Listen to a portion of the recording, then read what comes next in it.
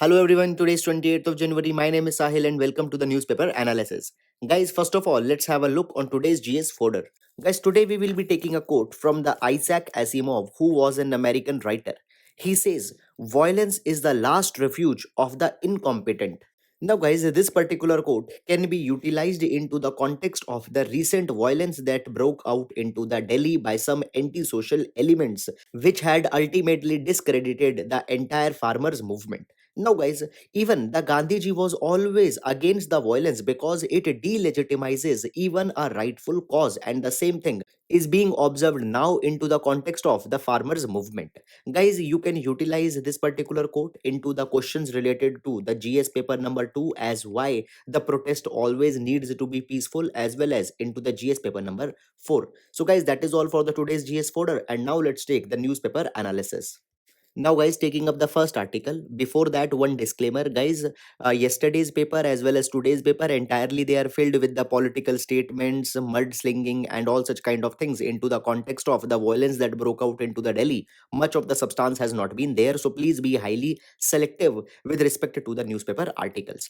Guys, taking up the first article, so it has been taken from the Hindu newspaper, and similar article has also been carried into the Indian Express. Now, guys, this particular article pertains to the recent stay that has been imposed by the Supreme Court on one of the judgment given by the Bombay High Court into the matters of the POXO Act 2012. Now, guys, before going into this article, let's see some of the background. See, when we are talking about the children, we India have a largest population of the children according to the census of 2011. Nearly 472 million children are there in India, and the children always have a vulnerability because of their low bargaining power, and into this vulnerability, the vulnerability of sexual abuse also is very much prominent. Now, guys, traditionally the sexual assault or sexual abuse of the children were dealt under the relevant sections of IPC. For example, the section number 375 calls for rape. Then there is a section number 354, which criminalizes the offenses related to outraging the modesty of the women. Then there is section number 377, which calls for the unnatural offenses.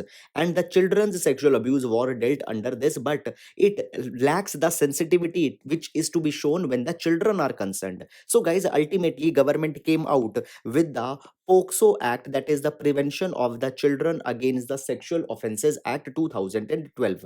It is basically covers the children below the 18 years of age. Here it has been provided that the special courts need to be constituted, the investigation needs to be carried into such kind of manner where the children sees less and the less of the trauma. After that, under the POXO Act, the definition of the sexual abuse has been quietly widened. It includes the penetrative as well as non-penetrative abuse. Now, guys, what had happened recently, one particular person, he groped a 12-year-old girl, and this particular groping incident was registered under the POXO Act, and one lower court convicted that particular person that he had carried a crime. Now, guys, the person appealed into the Bombay High Court and had said that he should not be charged under the POXO because the groping is not the sexual assault. And, guys, the Bombay High Court had said that the person is innocent because there is no skin to skin contact. Groping while wearing the clothes is not the sexual assault. Now, this particular thing was, guys, severely criticized. It was said that the Bombay High Court had entirely missed the spirit of the POXO Act and has in fact installed a new precondition for the sexual assault. And it was said that this new precedent will be abused into the times to come, and people will seek the protection, citing that the skin to skin contact has not happened. Into this particular matter, the appeal was made to the Supreme Court, and now, guys, the Supreme Court had set aside the Bombay High Court judgment and had said that the skin to skin contact is not a precondition, and even groping while wearing the clothes will be a crime.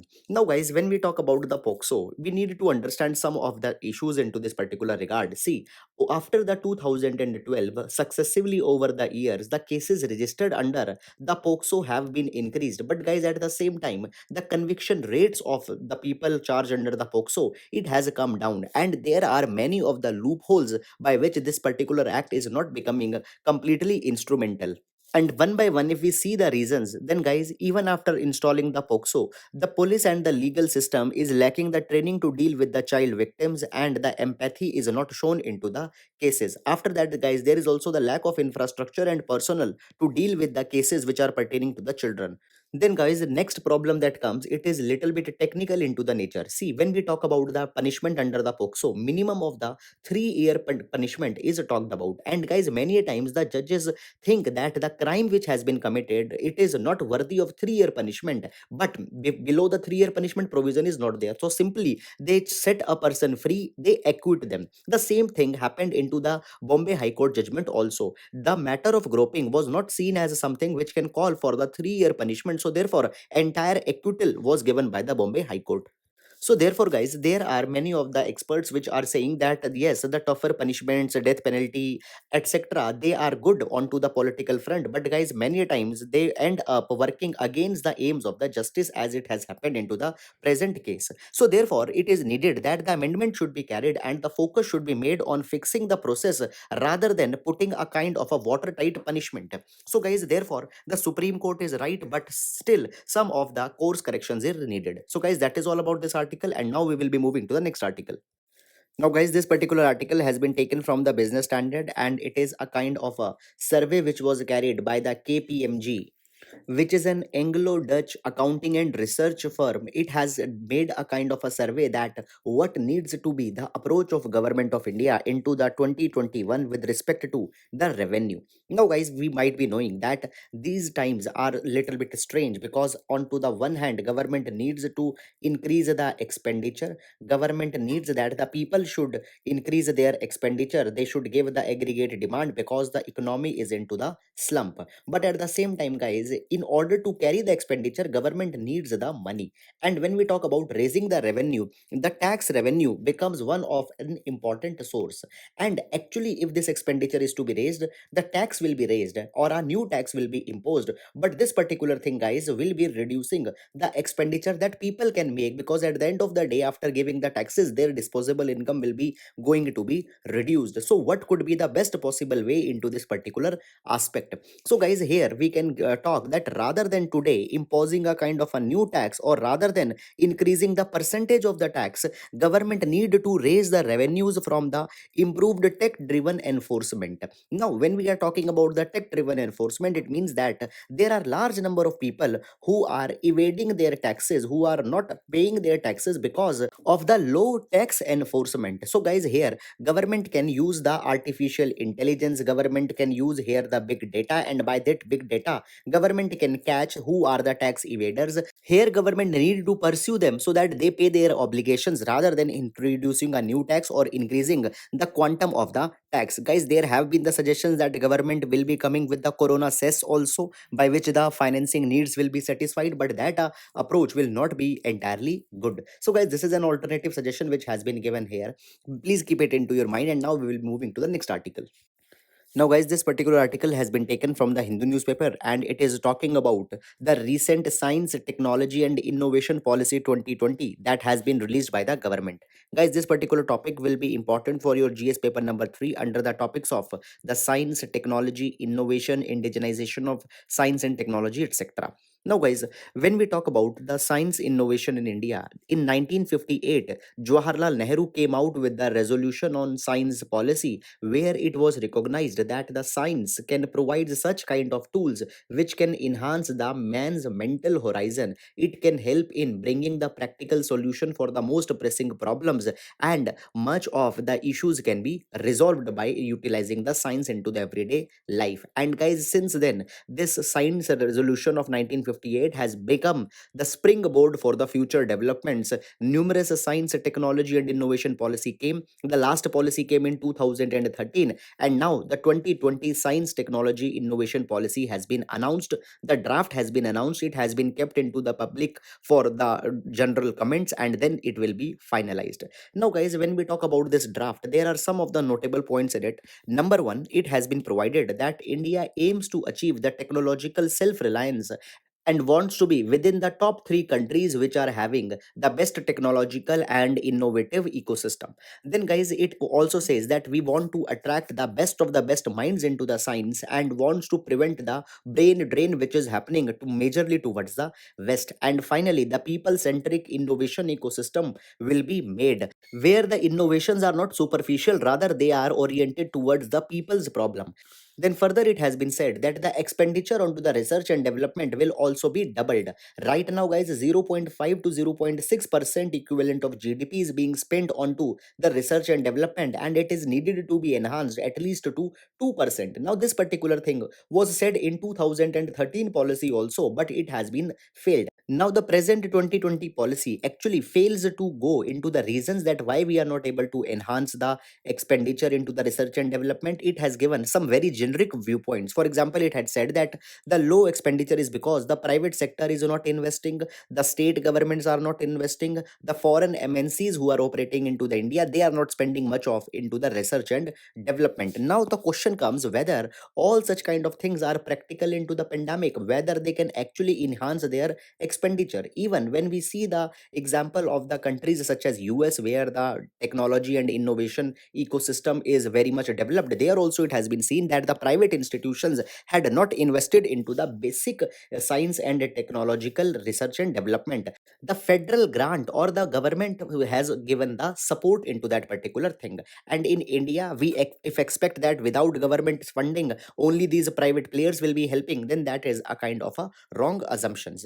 Then guys, further it has been said that there are some of the good points into the new science, technology and innovation policy. For example, it has talked about the decentralization into the research and development regime. Now the more of an autonomy will be given to the research institutions, but guys, at the same time, this particular thing has been questioned by the same STI policy, because many new authorities have also been mentioned into the drafts. And as these new authorities will be coming, how actually the decentralization will play, it is a kind of a question. Then it has been said that the international best practices will be utilized with respect to the grant management, the money which is being given to the research and development in universities and institutions. Now this is a good thing. Then further guys, it has been said that onto the campuses of the research and technological development universities and institutions, the discrimination will also be tamed. Now if we talk about some of the data guys, then in 2019 approximately 2400 students have dropped out of the 23 IITs, and among them the majority of them were belonging to the scheduled caste and scheduled tribe. So it was seen that the discrimination was the major reason that these students have dropped. Moreover guys, the inequalities have also been there into the research and technological development institutions. The LGBT communities, women, they are not given the appropriate representation. So onto that particular thing it will be working. Now guys, if you are following the analysis regularly, we have also taken up one particular article from the Indian Express where specifically we had seen this particular provision. Even into our Thinking Planet magazine also we have seen this point. Further guys, it has been said that the science and the society will be connected. It is said that actually the scientific solutions, they are not catering the needs of the society. So therefore onto the lines of the CSR, there will be the scientific social responsibility. Now already this also thing has been discussed into the newspaper analysis. Under the guys SSR, it has been said that the targets will be given to the institutions, to the individual scientists, that they have to contribute at least 10% days in one particular year towards the society. So these are the good things which are happening, but at the same time it has been said that a caution needs to be there, that over nationalism need not to introduce into the science, technology and innovation. Now guys, finally, as this particular policy into the public domain, we need to see that actually how it will be translated into the real action. So guys, that is all about this particular article, and now we will be moving to the next article. Now, guys, this article has been taken from the Indian Express, and it is talking about a philosophical relation between the capitalism, ecological destruction, and ethics. Guys, it is a very good article, can be utilized into the topics related to the essay as well as into the ethics GS paper number. Now, guys, traditionally, when we talk about the capitalism as an economic system, it has been said that it is responsible for the ecological and environmental degeneration. Now, guys, if we go a little bit into the history, we can see that in post 1929 world, the Keynesian revolution came. Now, guys, before the 1929, you might be knowing that the Western societies, they were majorly driven by the laissez-faire system, where the capitalism was given a free hand and the state's role was minimal. Now, into the 1929, as the economical crisis came, the J.M. Keynes, he provided that now the state also needed to invest money into the market. State needs to increase their expenditure for the welfare things, so therefore the state started to make the heavy investment. Now, guys, this particular thing continued for many years to come. Now, when the World War II happened, after that particular thing, there was huge destruction which was carried, and guys, even more state expenditure was made, and at the same time, guys, the capitalism was also given an equal role, and combined, when the state as well as capitalism are using the resources, the great acceleration started. Now, the great acceleration was a stage when so much of resources were used. Carbon footprint of the world became so big that our carbon dioxide quota, that is the maximum carbon dioxide that we can emit without calling some repercussions of climate change, it started to shrink. Now, as this particular thing was going on, in mid 1980, the Thatcher, Margaret Thatcher into the UK, and the Ronald Reagan into the USA, they issued the joint ecological regime, and into this regime they called for the neoliberalism. They said that now the time has went when the state only needs to be a responsible investor, rather now the capitalism also needs to come and needs to develop the societies. So a kind of a neoliberalism which came, guys, it basically enhanced the CO2 concentration so much that technically a new stage started into the history of the earth, that is the Anthropocene. Now, Anthropocene has been called as a stage when the impact of the human beings started to become very much big onto the earth. Now, guys, the Anthropocene has been called as it is an outcome of the capitalism, because capitalism has misused and abused the resources.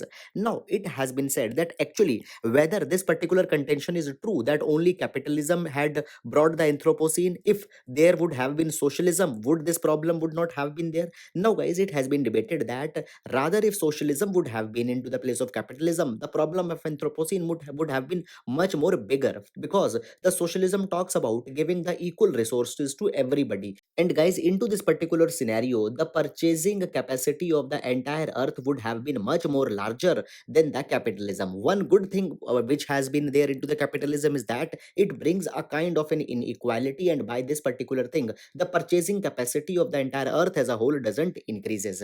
Now, it is provided that as this Anthropocene started to come, it was said that we need the technological solutions such as the bioengineering, because it is the only thing which can save the world.